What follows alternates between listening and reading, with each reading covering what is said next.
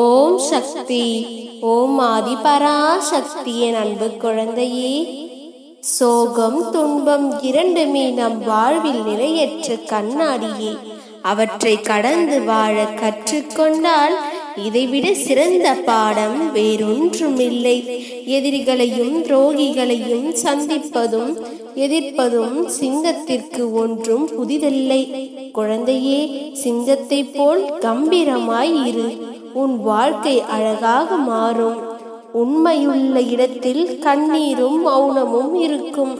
பொய் நிறைந்த இடத்தில் ஏளனமும் சிரிப்பும் தான் இருக்கும். யாரையும் ஏமாற்றும் எண்ணத்துடன் யாரிடமும் பழகாதே. உறவாக இருந்தாலும் சரி, நட்பாக இருந்தாலும் சரி, உண்மையாக பழகு. உண்மை நேர்மை எல்லாம் அழியாத சொத்து. காலம் செல்ல செல்லத்தான் தெரியும் அதன் மகத்துவம் என்னவென்று தெரியும். என் அன்பு பிள்ளையே, மதிப்பவரிடம் அன்பாக இரு. எந்த சூழ்நிலையிலும் அவரை விட்டு கொடுக்காதே.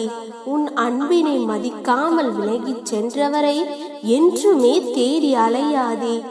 ஏன் நினைவில் கூட வைக்காதே. நீ தேடிச் செல்லும் அன்பு நிலையற்றது. உன்னை தேடி வரும் அன்பே நிலையானது. உனக்கு எது நல்லது என்று அம்மாவாகிய எனக்கு தெரியும். குழந்தையே, உனக்கு நடக்கவிருக்கும் அனைத்து நன்மையும் நானே முன்னின்று நடத்துவேன். வாழ்க்கையில் சில பிரச்சனைகளையும் பல இழப்புகளையும் பார்த்த பிறகுதான் அடக்கத்துடன் வாழ கற்றுக்கொள்கிறோம். உனக்கு பிடித்த விஷயங்கள் எல்லாம் நடக்குமா நடக்காதா என்பதை நான் சொல்வேன். உன் வேண்டுதலை நான் நிறைவேற்றி தருவேன். நல்ல விஷயத்திற்காக தனியாக நிற்க வேண்டி வந்தாலும் தைரியமாக நில். குழந்தையே, இன்றைய காலத்தில் பொய் பேசியதால் உருவான பகைகள் குறைவு. உண்மை பேசியதால் உருவான எதிரிகள் அதிகம். நம்பி வந்தவர்களையும் நம்பிக்கை தந்தவர்களையும் வாழ்க்கையில் ஒருபோதும் மறக்காதே. என் தங்கமே, நடந்த அவமானத்தை நினைத்து வருந்திக் கொண்டு இருந்தால் உன் வாழ்க்கையில் நிம்மதியற்ற நிலை மட்டுமே நீ சந்திப்பாய். நான் உனக்கு அந்த அவமானத்தை அனுமதித்ததின் நோக்கம் அதை உன் மனதில் நிறுத்தி நீ உன் வாழ்வில் சாதிக்க வேண்டும் என்பதற்காக.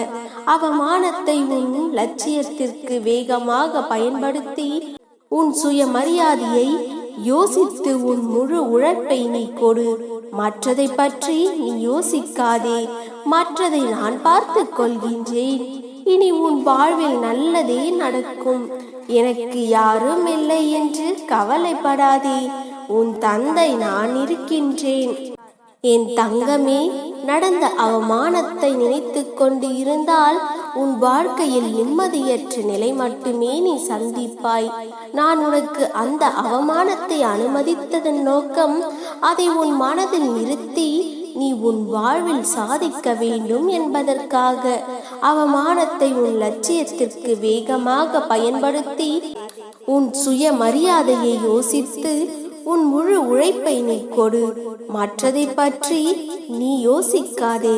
மற்றதை நான் பார்த்து கொள்கின்றேன். இனி உன் வாழ்வில் நல்லதே நடக்கும். எனக்கு யாரும் இல்லை என்று கவலைப்படாதே. உன் அம்மா நான் இருக்கின்றேன்.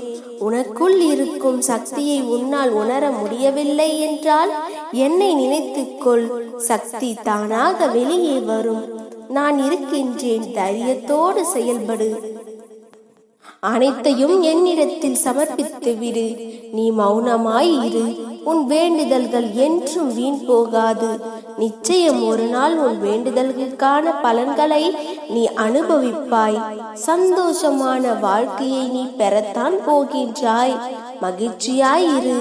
யாம் இருக்க பயமே. ஓம் சக்தி.